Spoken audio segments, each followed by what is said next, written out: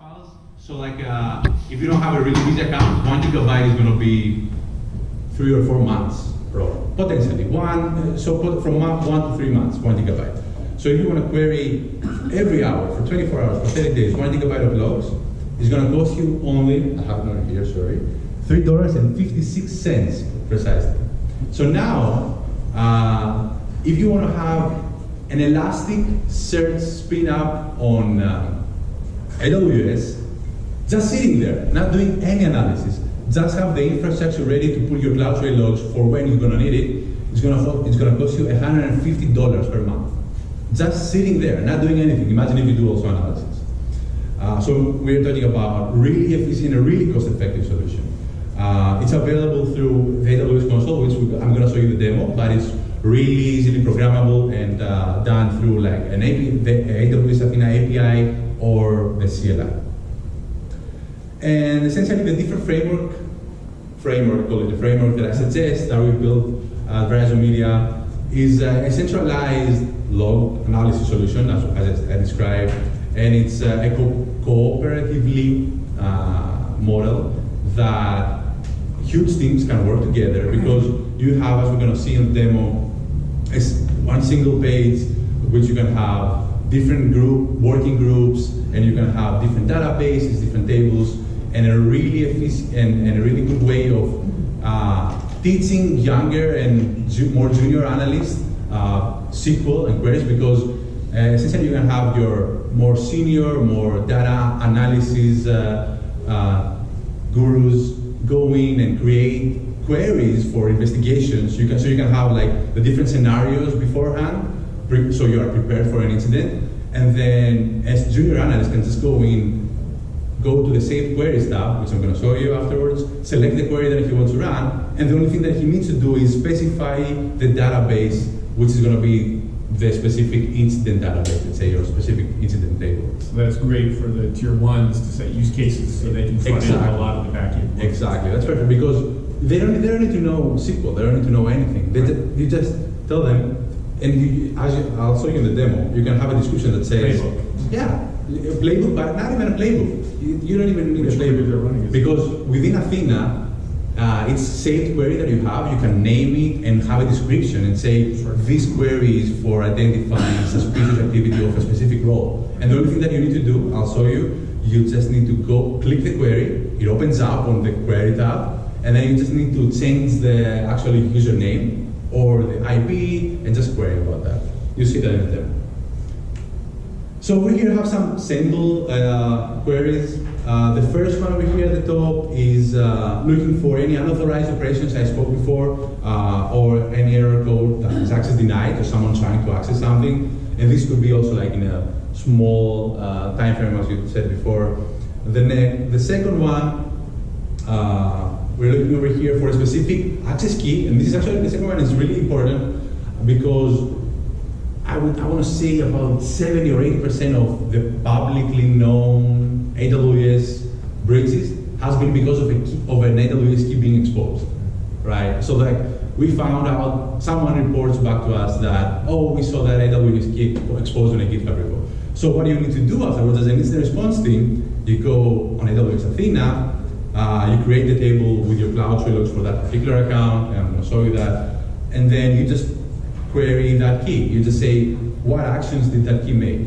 Did someone, and then you're going to have a detailed table with columns and rows that is going to tell you from what IP, when, what did they do, and everything.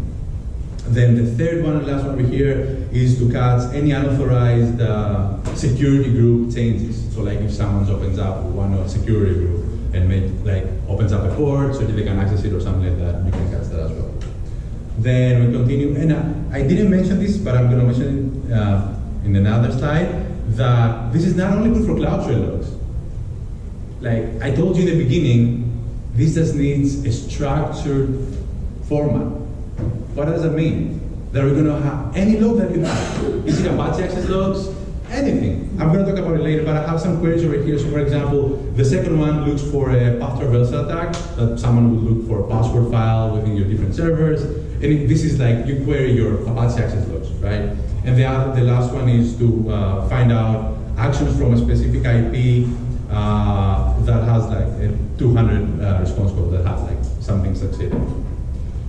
And as I promised over here, even more logs, right? Anything that is in a structured way, or you can make it in a structured way, you're gonna have it on an S3 bucket and then query it with Athena. And there are actually really eloquent ways to do that in AWS, like Kinesis firehose. You can set up, well, when you set up your web service on AWS, you can essentially automate all the logs from your web access logs, go into an S3 bucket, and then feed them to Athena to analyze them.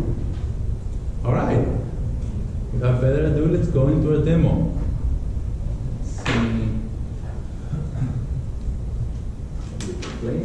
Okay, so this is the main AWS console and the way that we access Athena. So this is through the console. We just search over here in the bar Athena, or if we have it in history, it's over there. And this is Athena. Over here to the right, you have the query tab where you're going to write your own queries or use our saved queries, that we're going to show you. And you can have, I think, up to 15 tabs with different queries.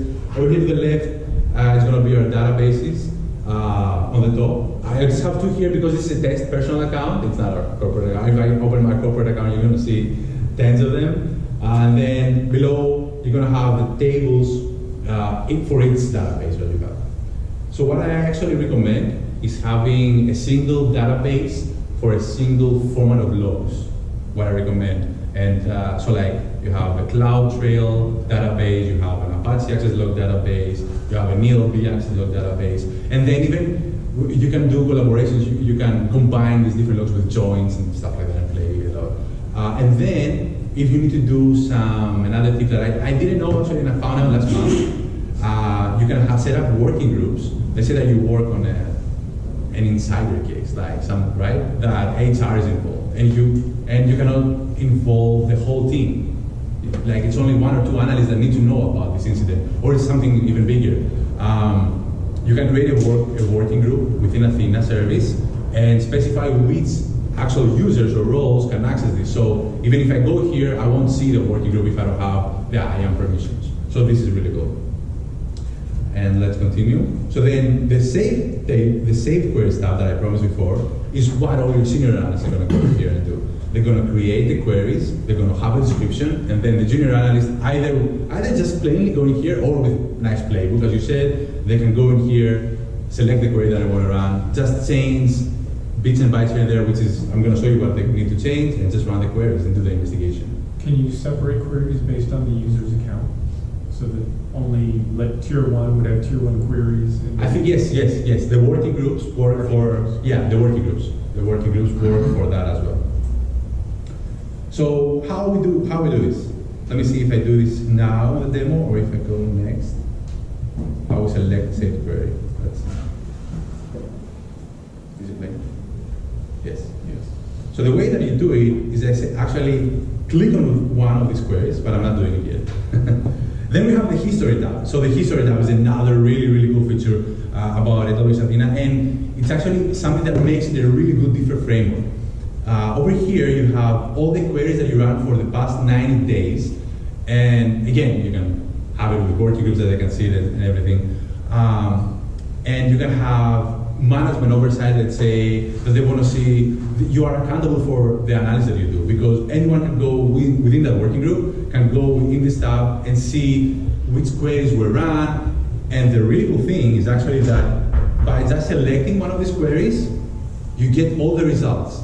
Then it doesn't run again to charge you more. It already has the results saved in an S3 bucket, in a new S3 bucket, and it's just going to get the results back. It's not going to cost you anything to just see all the results. And as you see over here in the encryption type, the third column, I have everything encrypted. Be careful. I just did, when I first was working with this, I did this rookie mistake, and I had everything unencrypted. So we failed at security then. I failed at security, but I figured that out after a week. Because we have all the CloudTrail logs are encrypted, but then Athena was querying them and the results were still unencrypted in the bucket.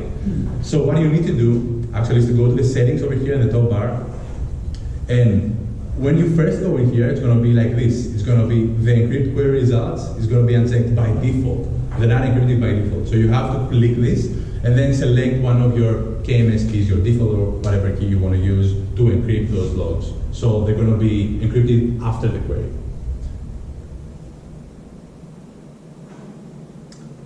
All right. Do I click now? This one? Yes. So as you see, what I did here, I just clicked on the query, on this one of the saved queries, and it popped up right on the query. Sorry.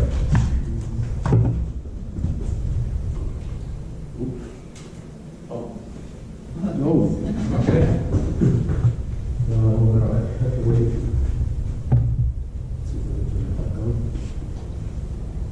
Good break for water. We'll come back and just start it. Oh, we just need some music for commercial. Right, we should put some, there we go. So are you finding that the way you're working right now with your groups and the collaboration within that tool, it's all working pretty good for you? Yes, it's working pretty good for us. And it's not only cost effective, it's really quick also to do analysis. I would say it would be, on an efficient scale, it would be the same using like Elasticstack or Splunk, but then it costs 100 times less. Oh, Yeah, I told you, you can, if you run a query, I said before an example, like a 1 gigabyte per hour for 24 hours for 30 days, it's going to cost you only $3.56. And if you have an Elasticsearch stack sitting on AWS, it's going to cost you $150. Now, if you have, so this is a really, so this is a cost-efficient and fast and collaborative way of doing things. You can do it the Splunk way, but then you're going to spend a lot more money. So it depends how you want to go for it. Do you think Splunk is feeling that pressure right now from a lot of people that are feeling? Oh yeah, that? definitely, And definitely. have they come up with any sort of solution of their own to sort of figure out how they're going to address, So I think the solution is their product essentially. So because you can just feed all these logs to Splunk, and you can query them and have visualization, everything that you want from there. But again, you need someone to maintain Splunk, you need licenses. So for us, 1,000 accounts that we have, and accounts generating tons and tons and tons of data in CloudTrail, it would cost, to just have this data in Splunk, I don't know, more than $1 million a year. Yeah, it's like really costly. Splunk is costly, Splunk is expensive. Yeah. We have Splunk, but we don't put this data there. Because we selectively choose what data to put in Splunk and what data to use other sources. Yeah. Okay, so let's continue. So these essentially what I did before was go to the saved queries and select the create table query for CloudTrail logs, which is already given to you in AWS. The only thing that you need to do is go down here, and I'm stopping because I edited this video and it goes really quick. As you see, I have it saved with like an account and region and year and month. You just need to change the account number from the different accounts that you have on S3 bucket, the region, the year and the month, or even you can search for the whole year or specify a single day. So it knows to go to your S3 bucket and query only that data. I'm not doing it for this demo because I did it on my personal account. I'm not doing the most efficient way. I'm going to talk about that later. The most efficient way is to have all this data partitioned, but I'm not doing it here because I just did it on a personal account to show you guys. So everything happens really quick. So I changed the location. I pointed to my CloudTrail logs over here. I hit run query, and over here to the left, the table was created. Now I recommend, because sometimes the schema is a little bit wrong or something is not exactly as it should be, so you may fail creating the table. So I just recommend going to these 3 dots over here and just selecting to select the top, like the 10 results, so you can see that your table is created. So over here we did create the table, and essentially over here actually to the left you see below the table you see all the columns that you have are right over there. All the columns that you have just created on this table. And essentially what I did for this to show you guys is that let me see. Yes, I actually used a really cool tool online thing that you're really gonna like and find useful. I have a link at the end. It's called Cloud Goat. Yeah. Cloud Goat. It's from Rhino Security thing. Actually, I have a link at the end. Let me see if I have it. Let me see. Yeah, they're in Virginia, I think. Let's see. Yeah, they do a lot of cool things. Let's see. This. So.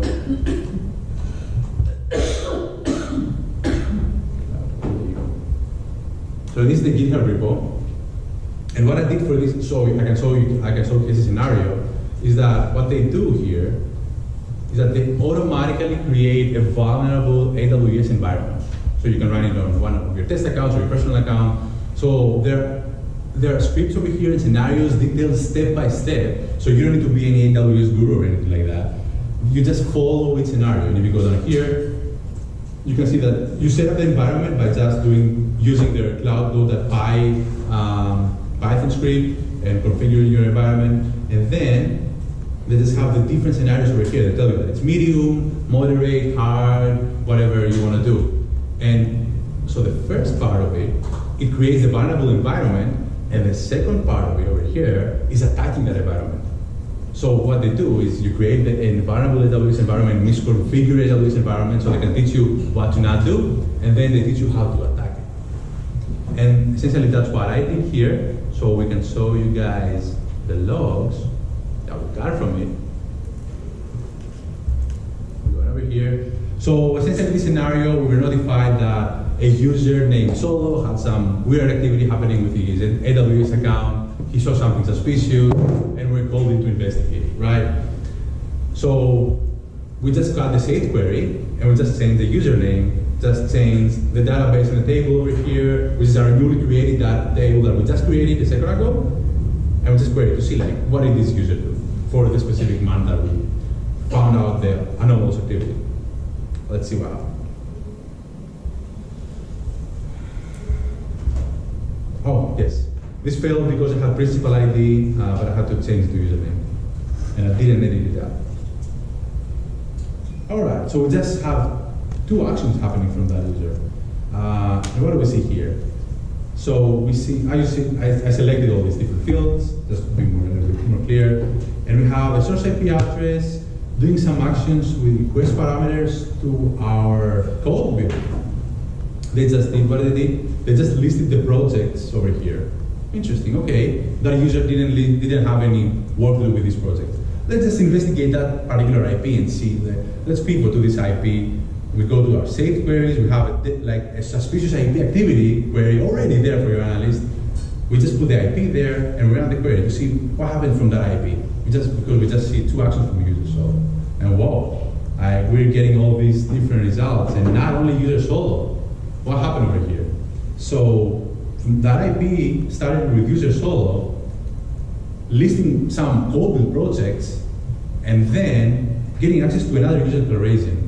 So essentially what happened here, and because I did the attack, is that the user solo, so the user solo had his AWS keys exposed somewhere on the internet, and someone got access to this user solo. And then how someone can pivot from there and move laterally.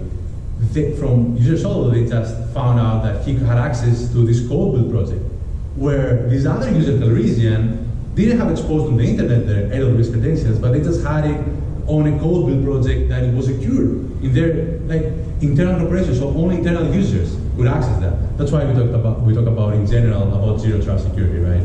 So someone was already in there, a malicious attacker, and got access to our internal GitHub, let's say, this is code build in AWS, and got access to the Calrissian user access keys. And as we're going to see, the Calrissian user had more elevated privileges. So what ended up happening is that with those credentials from Calrissian, the attacker was able to go and find an RDS database, create a snapshot as we see over here, and then at the bottom, let me see when I go to the right, we see, wait, let me stop it. So we see actually that the attacker was able to create a snapshot of our own databases internally, and create a new master password, because as I said, the response element are when something changes in your environment. And we see over here at the bottom that there was a new master user password set for the snapshot. So what happened now over here is that we have one of our own databases getting over an attacker. Only he has access to it. We don't have access to it right now. And again, this is really simple example, not really fancy queries. I just did this demo really quick to show you guys how quick and easy it is to use Athena, because it's really quick and really easy. And when you have senior engineers that really know SQL and data analysis, I'm not one of them. I'm not really a SQL guru, but if you have one of them, they can play a lot with it and be really granular and have really amazing queries. All right. So how do we make it faster, right? We need to have partitions. I didn't have it on my personal account. We need to partition our data, and essentially what that means is have them stored in the beginning, or you can change them afterwards with a key name structure, so you can essentially have the partitions based on the keys, and instead of specifying a month that you want to run, use the partitioning schema to do that.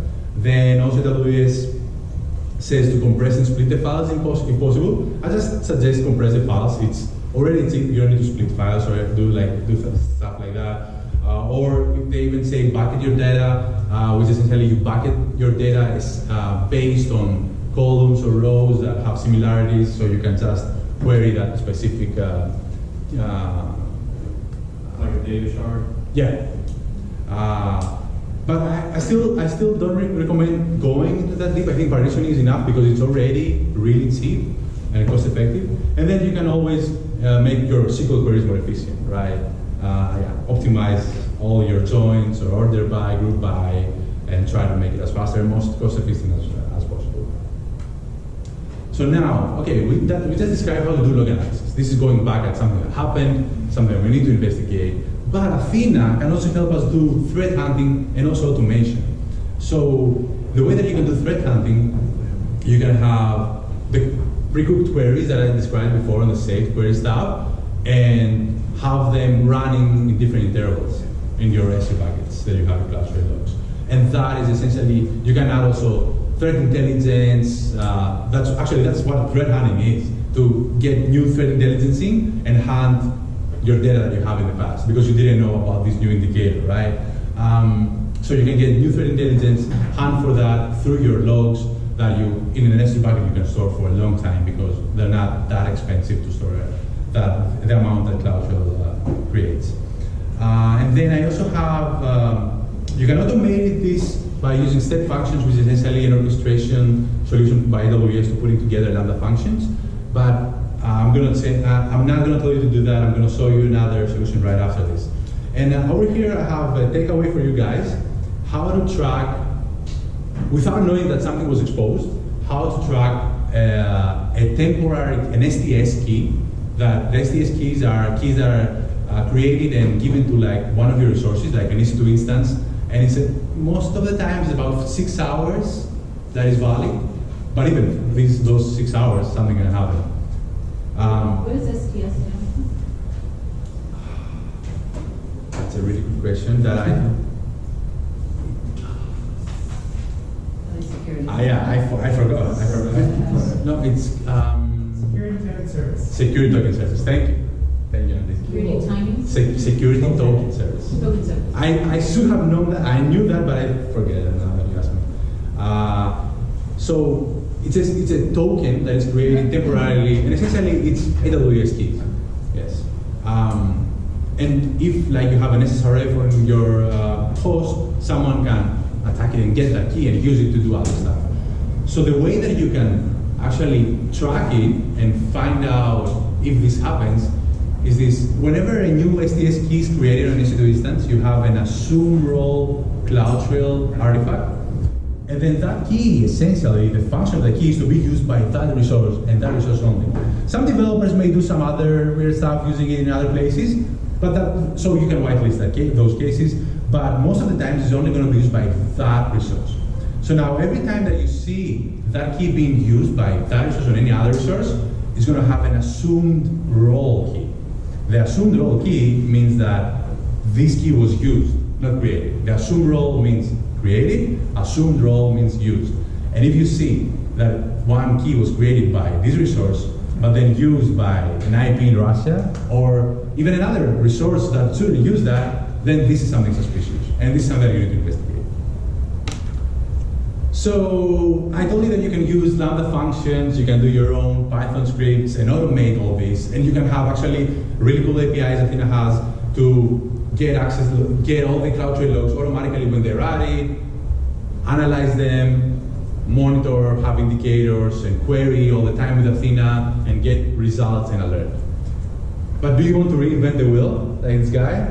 No, right? You just want something easy that is out there. I think so. But if you have the development power and the time and the resources to do that, you're more than welcome to create that beautiful wheel over here. But I'm going to tell you to not do that, because there are amazing tools out there that you can use, and one of them is created by the Airbnb security engineering team. It's called Stream Alert, and it's actually really well developed and maintained, not as our own open source tool. That the next is going to be about Molo. We have better maintenance and. Was that binary alert at first? Yes, they have binary alert. No, binary alert is a different product. Okay. So they have binary alert, which is essentially for YARLs and host-based stuff, and then they have Stream Alert. So what Stream Alert does is monitor all the time.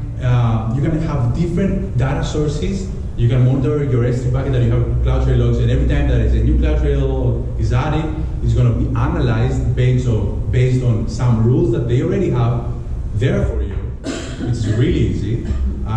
You just need to actually use the rules that they have or create your own. It's based on Python, and it's really simple. And then based on the rules that you create, you can then send alerts to other services.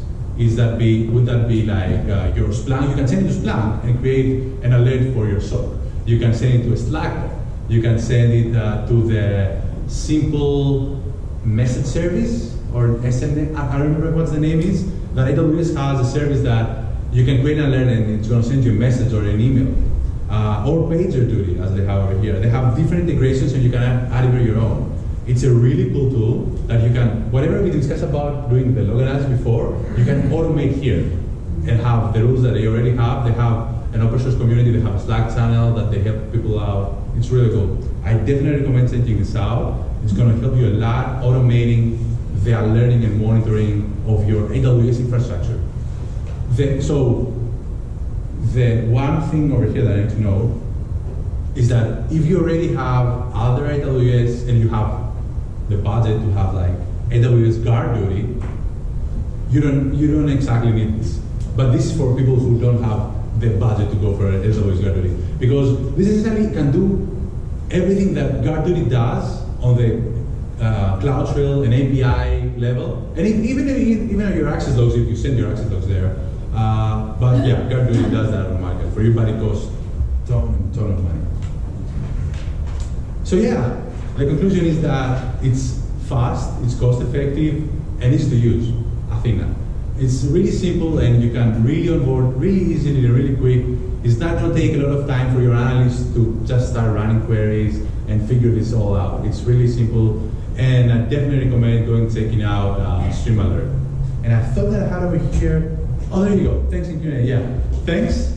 I have the links over here for Cloud Code and Stream Alert. Go check both these guys out. So, and essentially, the cool thing that you can do is go set up a vulnerable AWS environment with Cloud Code, then set up Stream Alert, and it has a Terraform. It's actually based on Terraform. So you automatically deploy the whole alerting infrastructure. You just need to change the data sources and the outputs. And it has a really good doc guide, and it's going to describe all the different steps.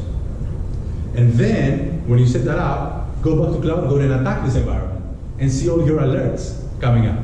So this is a really good way to actually also train your analysts. And thank you.